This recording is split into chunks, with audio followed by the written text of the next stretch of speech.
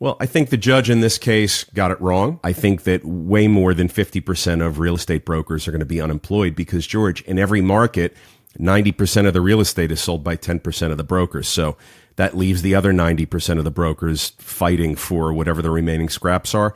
I think that number is going to be more like 65, 75, 80% of the brokers are going to be underwater and unemployed. Right. And I think that's obviously a problem for the economy. But here's who it's a bigger problem for. It's a bigger problem for the consumer. Ironically, right, because it's an antitrust case, they're saying this brokerage sharing agreement, which is typical in our industry here in this country, it's not good for the consumer.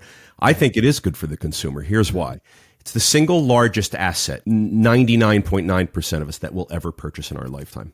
A home. And this ruling puts us in the position of having to go it alone. What they're telling us is if you want a buyer's agent to represent you as a buyer, you have to go out and hire them yourselves. So maybe I'll shop around. Maybe I'll get competitive fees and pricing. That would be good for me as a consumer. But more often than not, many consumers and home buyers are going to opt out of having buyer representation. That's the problem. That is what's going to cause deals to get done which are not good for the consumer.